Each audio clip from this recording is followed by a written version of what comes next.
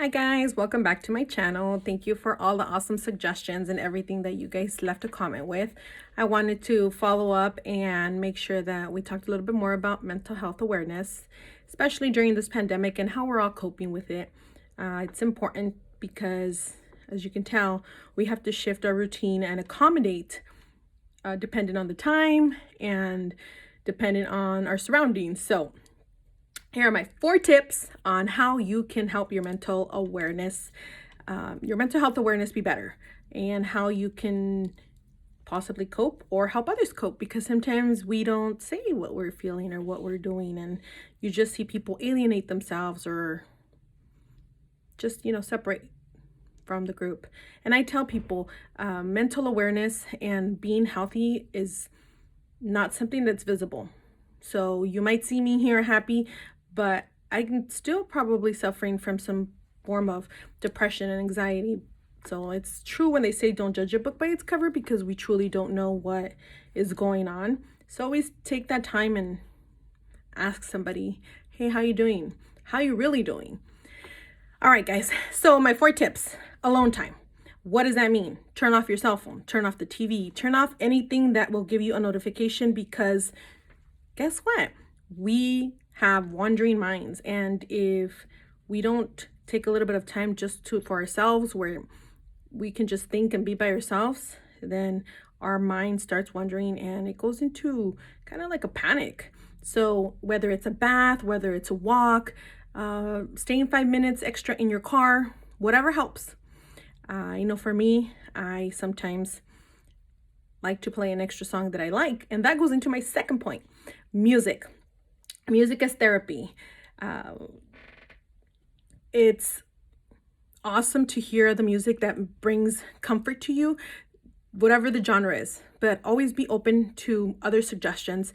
I know I've had some amazing suggestions from a couple of friends who've sent me things that they think I would enjoy, and I do. Some of them are amazing, some of them are not my cup of tea, but hey, it's important to hear those things, and the importance of music as therapy. Because, for example, recently I lost my grandma, but there's a song that when I hear it, I remember her being here with me, and that brings me some sort of peace and tranquility, knowing that that song has that power to be able to bring me back to that particular moment, that precise moment of when I was with her. So use that sometimes to bring happiness, especially if you're maybe in a dark place, maybe the day wasn't what you wanted it to be. We all have hard days, we all have good days, we all have days.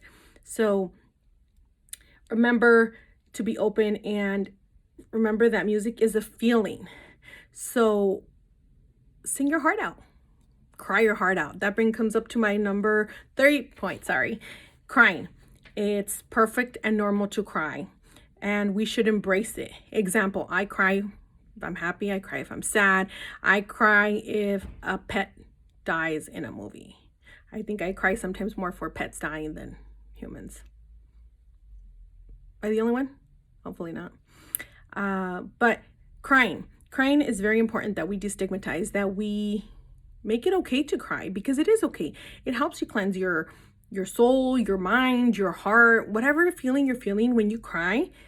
And tell me if I'm mistaken, but I know it makes me feel good after I'm done crying. And what I've learned to do is teach my kids that. Teach them that it's okay to cry. And so what happens, sometimes I will be crying and you'll see my kid just walk through and like if nothing. And that's the goal. That's my point. I want to make sure that my kids, hopefully, because what we want and what actually happens isn't the same thing all the times, but I hope that my kids know that it's okay to cry for various reasons: being happy, being mad, being sad. Not tantrums though. Tantrums can be a little too much, but I'm just kidding. But crying is okay. So make it normal. Cry, and be okay with it. Sometimes I'll have poofy eyes, and you might see me with some poofy eyes, and you'll know what happened. I was crying, and that's okay. Next and final thing that I think is very important. There's 2 aspects of this, and I think a lot of us are only usually used to one aspect of it, but I think it's really important for emotional and spiritual intimacy. What does that mean? So I have my closest people that I have. Like, for example, I have my comadre, and I vent to her about certain things that I'm really close to, spirituality. If I need, a prayer or something like that, I know where to go. I know who I can reach out to. I have my other friend, Tasha. If I ever need to talk to something and I need, a certain passage from the Bible, for example, that I want to refer to, or that I need to refer to, whether in the spiritual and the religious way, I know where to go. And then there's sometimes where I know who to go to, where I know that if I say something, I'm not going to be judged. And you need to find that. You need to find that emotional and spiritual connection, that intimacy with your people.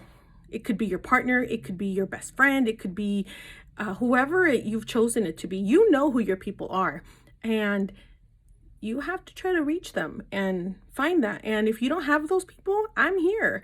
I know how hard it could be, and I want to be that no judgment zone. Just because we all sin differently doesn't mean we sin any better. I think that's a very important thing for me.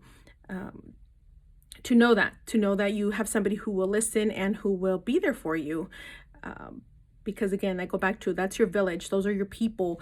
And sometimes we don't have a great support team. Sometimes our family is not our village, in that sense that they don't understand this health that we need, this mental awareness that they feel just brush it off. It's going to be okay. Move on to the next thing. It's not like that. Trust me. If it was, we'd all be, happy and dandy, and we wouldn't need therapy. We wouldn't need medication. But unfortunately, mental health is not that way. Sometimes you need therapy, sometimes you need medication, and sometimes you just need your best friend, your best comadre, your whoever that person is, your spouse, your friend. Lately, for me, it's writing.